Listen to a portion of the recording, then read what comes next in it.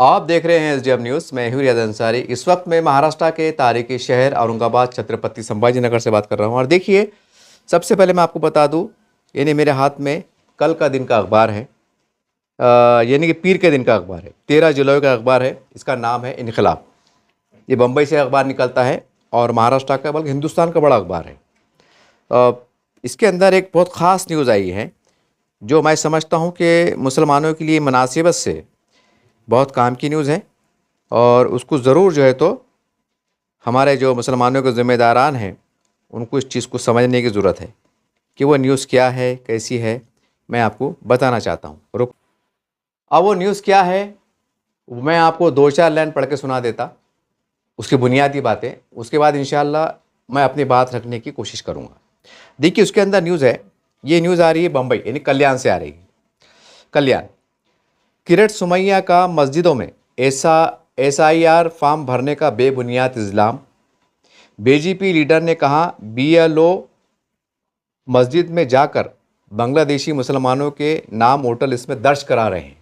ये किरट सुमैया साहब ने आरोप लगाया है। इसमें उन्होंने कहा है कि इसमें मज़ीद जानकारी ऐसी है कि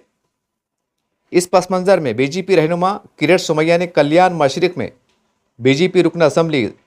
संभा गायकवाड़ के दफ्तर कारकुनान से खिताब करते हुए वोटर रजिस्ट्रेशन के अमल पर संगीन इल्ज़ामात आयद किए।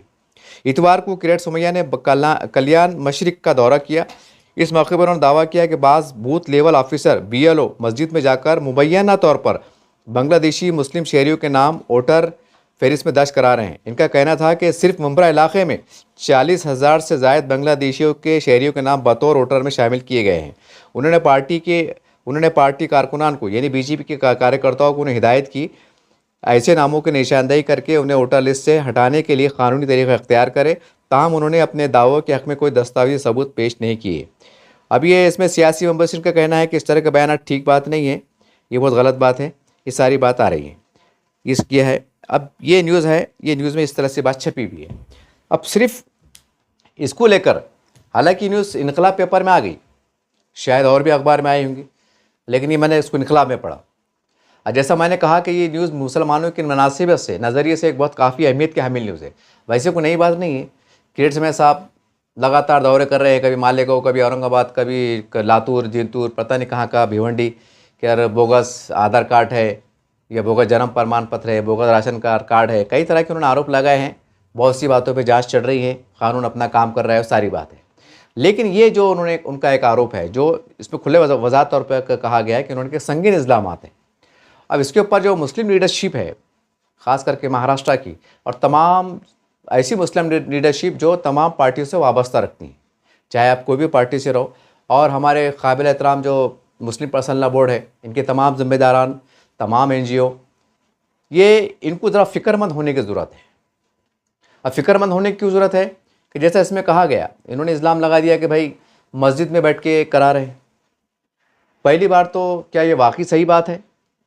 कि मस्जिद में बैठ के करा रहे हैं? क्योंकि अक्सर पेपरों में ये भी आ रहा है कि मस्जिदों में ऐलान हो रहा है। अब मस्जिदों में ऐलान हो रहा है तो ऐलान करना कोई बुरी बात नहीं, बल्कि सरकार का अभियान चल रहा है कि भाई एसआईआर के काम को पूरा किया जाए। अगर उसमें मस्जिदों के सहारे से ऐलान होता है तो अच्छी बात है। सरकार का अभियान मतलब पूरा करने में अगर धार्मिक स्तर से अपील हो रही है तो बहुत अच्छी बात है। और जैसा इन्होंने आरोप लगाए, किरट सुमैया साहब ने आरोप लगाए कि भाई बीएलओ मस्जिद में बैठ के कर रहे हैं, तो इसका मतलब क्या नहीं ये निकाला जाए वो बीएलओ जो 90% मतलब स्कूल से वाबस्ता है,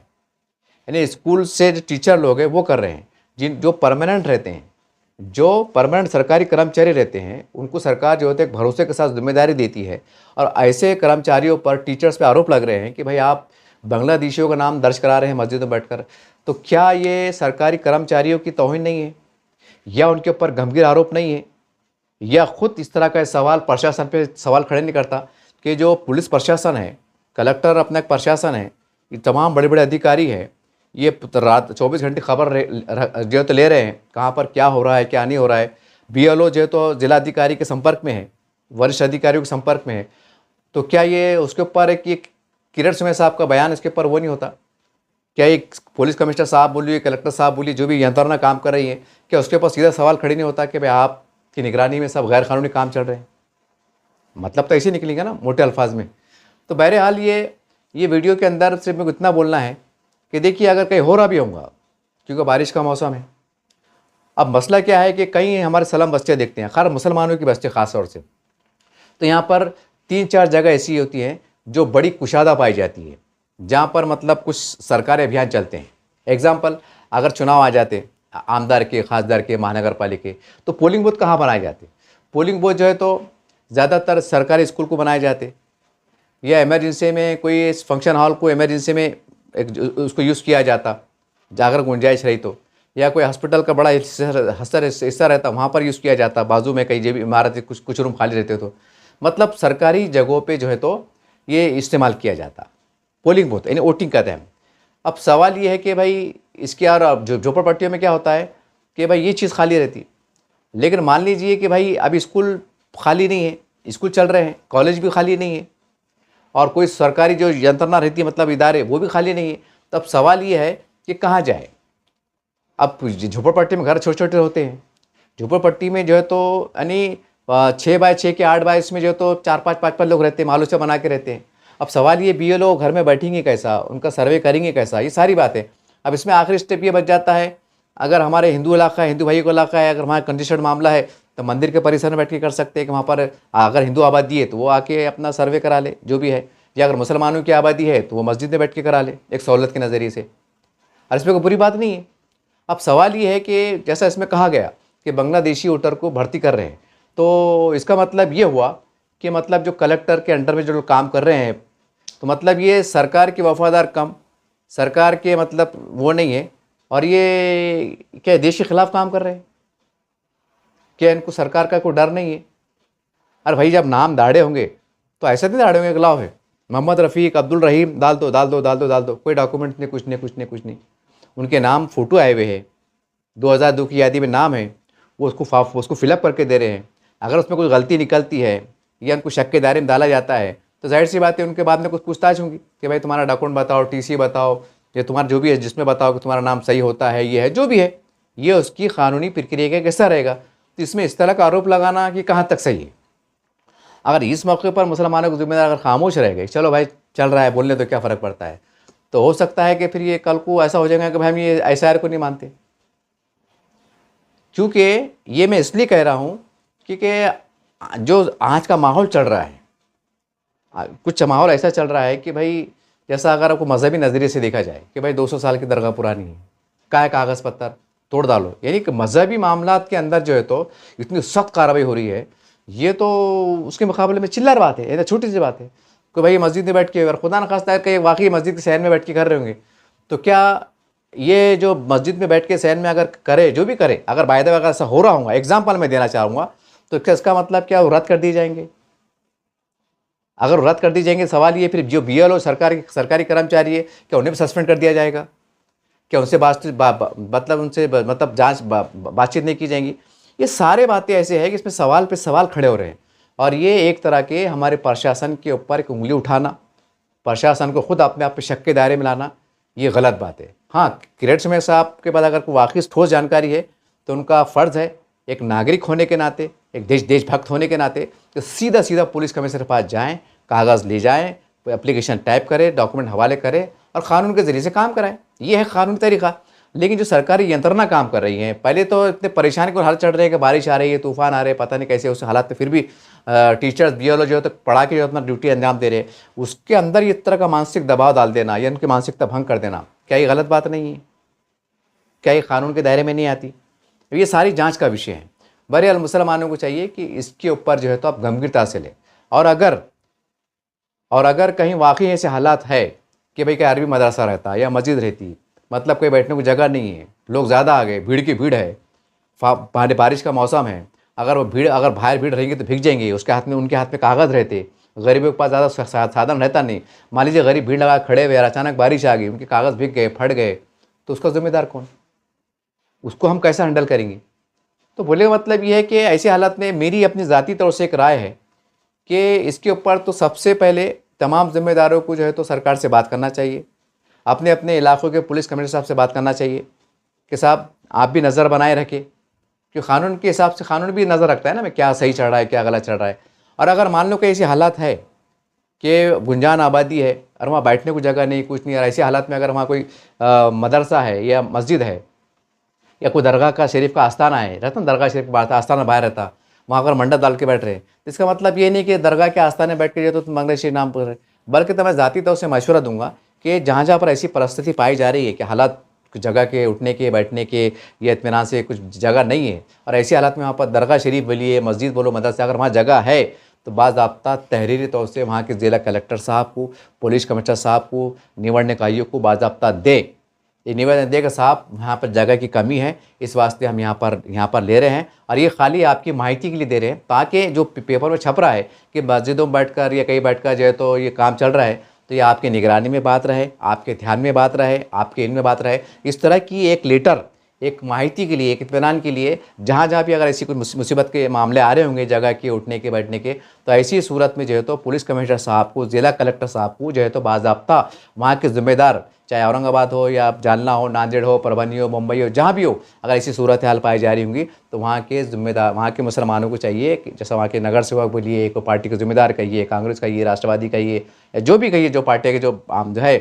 तो उनका काम है कि वहाँ के सब मिलकर जो है तो एक पुलिस कमिश्नर साहब को सूचित करें कि साहब हमारे परिसर का ये हाल है, गुंजान आबादी है, झोपड़पट्टी है, यहाँ पर एक रूम में 10 लोग रहते हैं, नीचे ऊपर रहते हैं, कहाँ बैठेंगे भैया लोग, कैसा तंगी, अब 2-2 फीट की गलियाँ रहती है, पानी बारिश पानी का मौसम है, वो कुर्सी लेके कहाँ बैठेगा, टेबल लेके कहाँ बैठेगा, कहाँ आराम से भरेगा, ये सारी बातें हैं। तो ऐसी सूरत में एक मस्जिद एक ऐसी जगह बच जाती है मुस्लिम एरिया के हिसाब से कि जहाँ पर थोड़ी जगह काफ़ी रहती है, बड़ी रहती है, और यहाँ पर थोड़ा अगर बाहर किसी मंडप लगा लिया जाए तो कम से कम 1500 लोगों को संभाला जा सकता है, लाइन से बैठने को, उठने को, चल फिरने को, जो भी है। तो ये परिसर का उपयोग जो है तो कोई गलत बात नहीं है, एक देश हित में है, क्योंकि देश की सुरक्षा के नज़रिए से किया जा रहा है कि इसमें कौन घुसपैठिया है, कौन ओरिजिनल है, कौन नकली है। तो इसके वास्ते तो बहुत अच्छी बात है कि मुसलमान जो है तो अपने धार्मिक स्थलों को जो है तो परवानगी दे रहे हैं, मतलब बाहर के हिस्से में। अगर इसमें हमारे उलमा इकराम को भी आगे आना चाहिए, अगर इसमें कोई गलत बात है,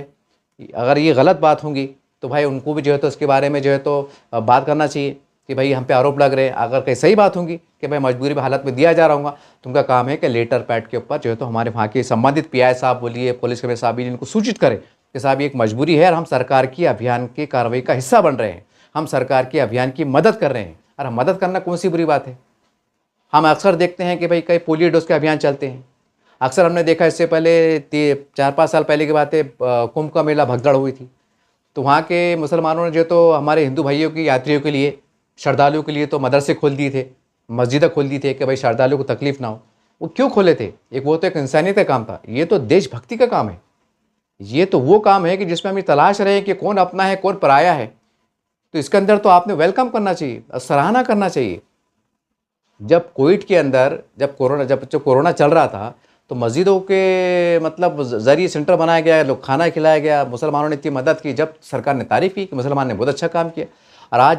आज एक बड़ा अभियान पूरे देश में चल रहा है, इसके ज़रिए से एक मतलब ये जांच की जा रही है कि भाई कोई बोगस तो नहीं है, कोई बाहर के घुसे तो नहीं है। इसके अंदर अगर हम कोई खुद मुसलमान के ज़िम्मेदार को ये अच्छे अंदाज से नेक नियति के साथ आगे बढ़ रहे हैं, तो इसमें तो उनकी सराहना की जाना चाहिए, उनकी तारीफ़ की जाना चाहिए। अजीब माहौल चल रहा है, तो बहरहाल ये सही बात नहीं है। और जैसा इन्होंने आरोप लगाया कि भाई बांग्लादेशियों के नाम मतलब भरे जा रहे हैं, तो सवाल ये है कि ये नाम भर के प्रशासन के पास जाएंगे, और प्रशासन को इसमें डाउट होगा, प्रशासन जो है तो वक्त पड़ने पे पुलिस की निगरानी में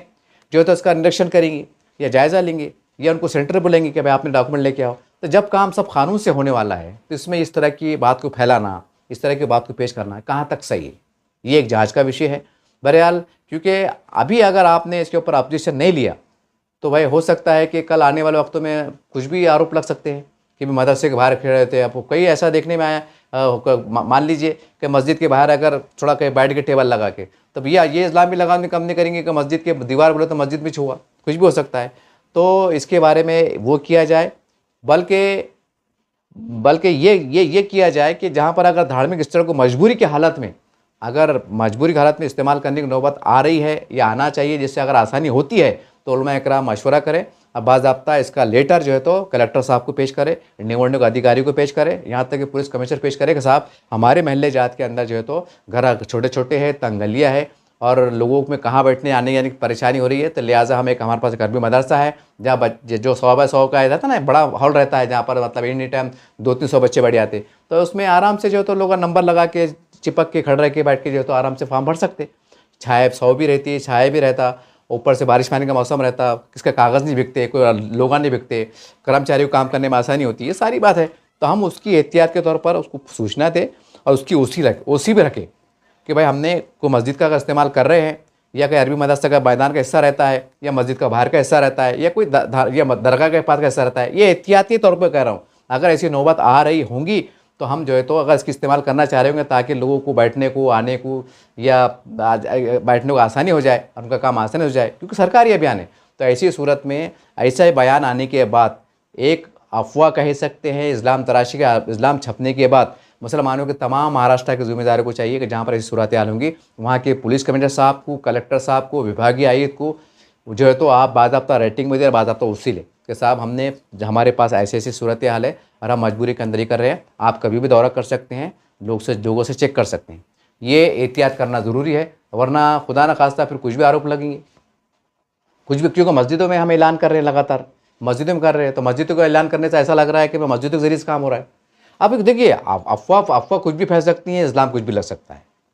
अफवाह कुछ भी फैल सकती है, इस्लाम कुछ भी लगता है। तो इसमें जितना हम एक एहतियात के तौर पर कानून के साथ, एक समझदारी के साथ, एक क़ायदे के साथ जितना हम बच सकते हैं बचने की कोशिश करें, और जितना क्लियरिटी हो सकती है उतना क्लियरिटी आने की कोशिश करें। और जहाँ पर शक शुबा का मसला है तो वहाँ पर रेटिंग में देख के जो है तो हमको सूचित करें कि कल को अगर ऐसा कुछ बात हुई, आरोप लगे या कुछ भी अगर हुआ तो भैया बोल सकते हैं कि हमने जो तो ये काम करने से पहले हमारे विभाग के पीआई साहब को बोलो, कमिश्नर साहब को बोलो, कलेक्टर साहब को बोलो, निबंधक आयोग को बोलो, हमने सूचित किया था। और ये भी किया था कि हाँ कितने बजे से हम कितने बजे तक बैठ रहे हैं, वो बैठने वाले का नाम क्या है, बीएलओ के नाम क्या है, कैसा है, सारी हम इन्फॉर्मेशन दें फ़ोन नंबर के साथ, ताकि आने वाले वक्तों में कोई अगर इल्ज़ाम लगे तो हम भी ढंग की छुट्टी बोल सकते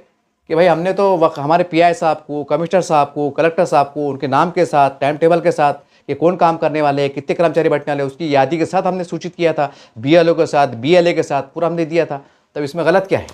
तो बहरहाल एक मेरा सुझाव है, कहने को ये बहुत छोटी बात दिखाई दे रही है। जब अखबार में मैंने न्यूज़ पढ़ा तो देखने में ऐसा लग रहा है कि भाई एक राजनीतिक हिस्सा है, ऐसा चल रहा है, लेकिन नहीं। अब सूरत हाल ऐसी हो गई है जैसा हमने राजस्थान की तरफ देखा, पेपर छपा भी पिछले हफ्ते में कि 2 ग्रुप में झगड़ा हो गया, तो डायरेक्ट जो है तो मतलब मस्जिद पे, घरों पे बुलडोज़र। ये पेपर में छपा, पिछले हफ्ते मैंने उसके बाद अब तो न्यूज़ बनाया, ये पेपर में छपा। वहाँ के लोग बोले कि भाई ये दो समुदाय के बीच में अगर झगड़ा भी हो जाए तो कानून को अपनी तरफ से काम करना चाहिए, जो दोषी है उनके ऊपर कड़क कार्य करना चाहिए। लेकिन कहाँ का तर्क है कि भाई दरगाह शरीफ का ये मस्जिद पर बुलडोज़र चल जाए। तो बोले मतलब कि ये सारी बातें जब देखने में आ रही हैं तो इससे क्या हो रहा है, एक बेचैनी बढ़ रही है, इससे एक दिमाग की क्या बोलेंगे तकलीफ़ हो रही है कि यार ये ऐसा क्यों हो रहा है, कैसे हो रहा है। तो बहरहाल ये तमाम बातों को देखते हुए मैं बात कह रहा हूँ, वरना ये बात इतनी बड़ी नहीं है। अगर एक नज़र से देखा जाए तो ये चलते रहता है, होते रहता है, क्योंकि किसके बोलने से क्या फ़र्क पड़ता है। कानून की अपनी मशीनरी है, हमारे पास डिपार्टमेंट है, हमारे पास यंत्रणा है, कोई कुछ भी इल्ज़ाम लगाए थोड़ी चलेगा। पुलिस का अपनी एक जिम्मेदारी है और पुलिस इस बात में सक्षम है कि वो हर चीज़ की जांच पड़ताल कर सकती हैं और सही को सही ठहरा सकती हैं और गलत को गलत ठहरा सकती है। हमारे पास पुलिस विभाग है, एसपी विभाग है, सीआईडी विभाग है, एसपी विभाग है, हमारे पास यंत्रणा है, कोई ऐसे बिचने की बात नहीं, बिचकने की बात नहीं है। बहरहाल लेकिन मुसलमानों को इसकी वजह से अल्लाह ना करे, अगर कहीं ऐसा मजबूरी में काम हो रहा होगा मुझे तो नहीं मालूम, लेकिन जैसा क्रिएट समय साहब ने आरोप लगाया कि मस्जिद में बैठ के कर रहे, हो सकता है कि भाई कुछ सहूलत के नज़रिए से कर रहे होंगे कि भाई लोगों का आसानी हो जाए, वो नज़र कर रहे होंगे। तो भाई अगर हो रहा होगा, अगर बाय द वे ऐसा, तो भाई ऐसी हालत में वहाँ के मुसलमानों को चाहिए, चाहे बम्बई हो, भिवंडी हो, कल्याण हो या और कोई महाराष्ट्र में हो, अगर ऐसी सूरत हाल पेश आ रही होंगी तो आप भी आंख की छतरी इस्तेमाल करते हुए वहाँ के पीआई साहब, पुलिस कमिश्नर साहब को बिल्कुल दे कि साहब यहाँ बैठने की जगह का मसला है, स्कूल फुल जा रहे हैं, कॉलेज की पढ़ाई चल रही है, हमने कहाँ बैठना, और लोग हज़ारों की संख्या में आ रहे हैं, नंबर लगा रहे हैं, हमने कहाँ बैठना। अभी गली है 5 फीट की गली है, अब वहाँ पर कैसा जाएंगे, घरों बैठने को जगह नहीं है, 5-5 फीट के 6 फीट 6 बाय 6 के घर रहते, उससे मालूचे रहते। अब बम्बई की बात करो तो कहाँ बैठेंगे, कैसा होंगे, गर्मी होती है, पानी टपकता है, कभी सारी बातें होती है। तो ऐसी हालत में मस्जिद और वहाँ के मकामी मदरसे ये एक बड़े मददगार या अच्छे केंद्र होते हैं, क्योंकि मजबूत बने रहते हैं, मतलब एक आरसीसी में बेहतरीन यहाँ पर टॉयलेट, खाने, बाथरूम, पानी पीने की व्यवस्था सब रहती है। तो एक मानवता के हिसाब से अगर कोई बुरी बात नहीं, अगर ऐसा हो रहा होगा तो हमारे उलमा इकराम भी इसके अंदर वजाहत फरमा दे, अगर हो रहा है तो उसकी वजाहत फरमा दे, और उसकी गुंजाइश शरई एतबार से नहीं है तो इसकी आप जो है तो मजम्मत करें, इसकी आप जो है तो उसकी वजाहत दे, इसके बारे में आप जवाब तलब करें कि भाई आपने कहाँ देख लिया। ये दोनों एंगल से आपको समझने की ज़रूरत है। और चूँकि एक सरकारी काम है, महाराष्ट्र सरकार का अभियान है, इसको अगर पूरा करने में अगर कोई भी तरह से अगर कोई मदद देता है, कोई संगठन देती हैं या कोई धार्मिक स्थल वाले देते हैं या पार्टी के लोग देते हैं, तो उसमें कोई बुरी बात नहीं है। और इसके अंदर जो है तो जहाँ जहाँ ऐसे मसले आ रहे हैं तो हम पुलिस से मदद लें, सरकार के सामने बात को रखें, तो ये एक मकसद से मैंने न्यूज़ बनाया था और ये बड़ी वेरी अहमियत की हामिल है कि ऐसा ना हो कि पहले ही अफवाह उड़ रही कि इतने नाम कट रहे हैं, ऐसा होगा वैसा होगा वैसा होगा। अब इसके अंदर डायरेक्ट बोले कि भाई इसमें बोगस 40,000 नाम भरे गए, इसमें आरोप लगाए कि मुबरा की मतलब मस्जिदों में भरे गए बोलते फॉर्म और वहाँ बोले बोगस भरे गए। अब सवाल ये है कि भाई इतनी अंधी भरी चढ़ी क्या कि मतलब कोई भी बैठ के भर देगा, सरकार मान लेगी। जब यह सरकार का खुद अगर और थोड़ी देर कैसे एग्जाम्पल मान लो कि अगर ये सही है तो इसमें गलती किसकी है? जब हमारे पास यंत्र ना है, इतनी बड़ी प्राधिकारी है, सारी बात है, और कोई भी अगर आके बोगस भर देगा और वो चक्री चल लेंगी तो ये कैसा कैसा लगता ना, ये बचकानी ऐसी बात होती है, अच्छी बात नहीं। ये हमारे जो सरकारी कर्मचारी है, ज़िला विभाग के हैं, तहसील विभाग के हैं, कलेक्टर साहब के हैं, पुलिस कमिश्नर साहब के, जो हमारी यंत्रणा संभाल रहे हैं, कहीं ना कहीं ये उनके ऊपर उंगली उठाने जैसा है या उनकी कारगुजारी पर शक करने जैसा है। ये बिल्कुल ठीक बात नहीं है। हाँ, अगर कोई गलत होता है तो क्रिएट समेत साहब को चाहिए कि सबूत के साथ पेश करें, पुलिस खुद अपनी कार्रवाई करेंगे। कौन रोक रहा है भाई? कोई मुसलमान इस केस में नहीं है। जो गलत है वो गलत है, वो जो सही है, जो सही है वो सही है। बहरहाल मुसलमानों को जिम्मेदारों को चाहिए कि बयान को, इस तरह के आरोप को आप बिल्कुल हल्के में ना लें और बिल्कुल जो है तो